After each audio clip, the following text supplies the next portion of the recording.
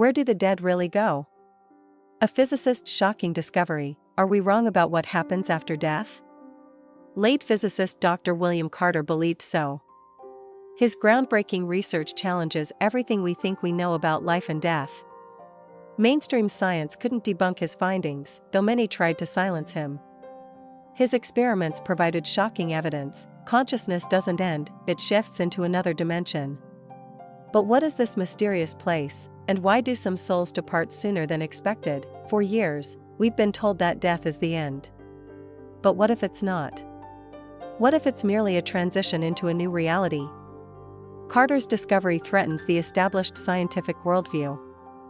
He collected numerous testimonies from people who claimed to have encountered spirits, received signs, and even communicated with the deceased. But the most astonishing part? Some souls don't seem to leave permanently. Someone warned Dr. Carter to keep his findings secret. Why? What are they hiding? The discovery that changed everything. It all began on an ordinary day in May 1988. The scent of blooming flowers filled the air as birds chirped outside. Emma, Carter's wife, had just returned from the market with a bouquet of freshly cut tulips. She placed them gently in a glass vase, gazing at them in awe. "They're beautiful," she whispered. "Especially the green halos around the petals." William looked up from his book, frowning. "Green halos?" He examined the flowers closely, red, yellow, pink, but no halos.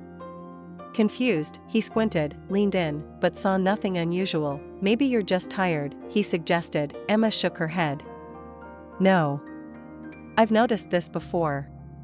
Sometimes, I see a glow around people, objects.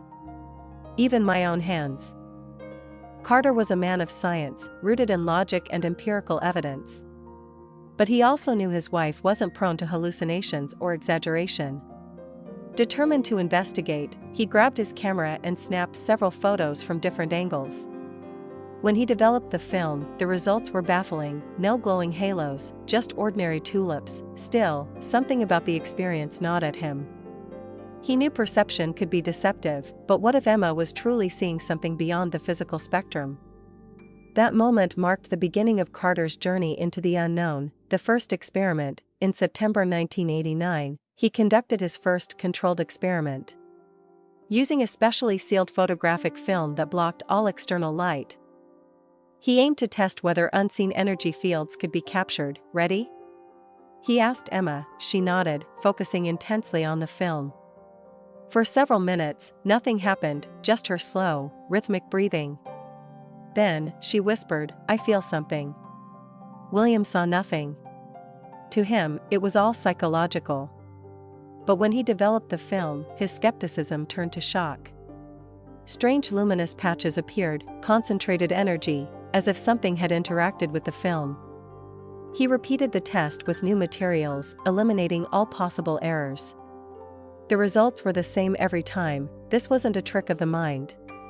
Something real was happening, a startling healing ability. One evening, Carter suffered from a splitting headache.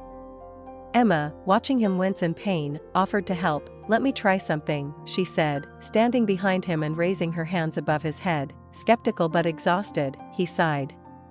"Go ahead." A few minutes passed. A strange warmth spread through his skull. Suddenly, the pain vanished, not lessened, not dulled, but completely gone. He blinked.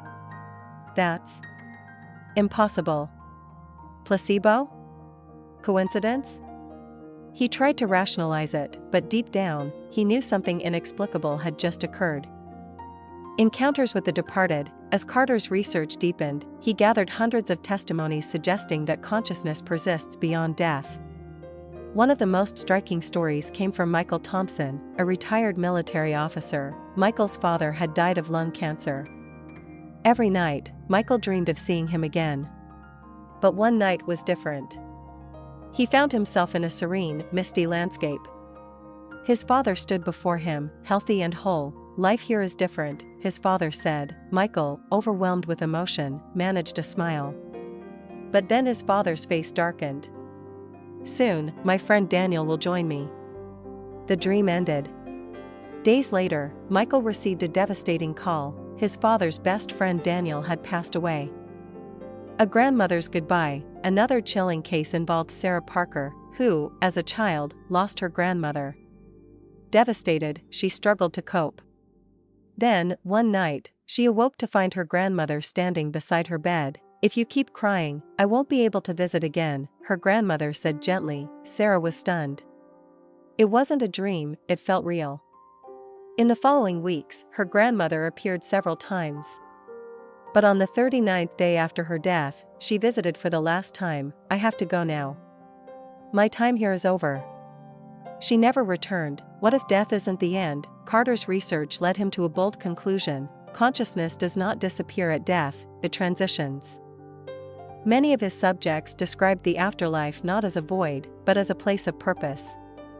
People who found their calling in life thrived, those who felt lost often suffered.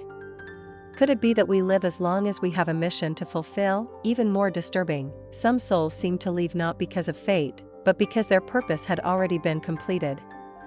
Why do some geniuses die young? Why do some children live only a few years but leave a lasting impact? Perhaps life and death aren't opposites, but part of the same journey. The questions that remain: if there is a plan, can we uncover our purpose? Is there a way to know if our mission is complete? Dr. Carter believed the answers lay just beyond our reach. One thing, however, became clear: we are not alone. And death is not the end. Please subscribe to the channel and like it. You can also leave your comments. These actions help promote the channel on the YouTube platform and inspire me to release new videos based on real stories. My dear viewers,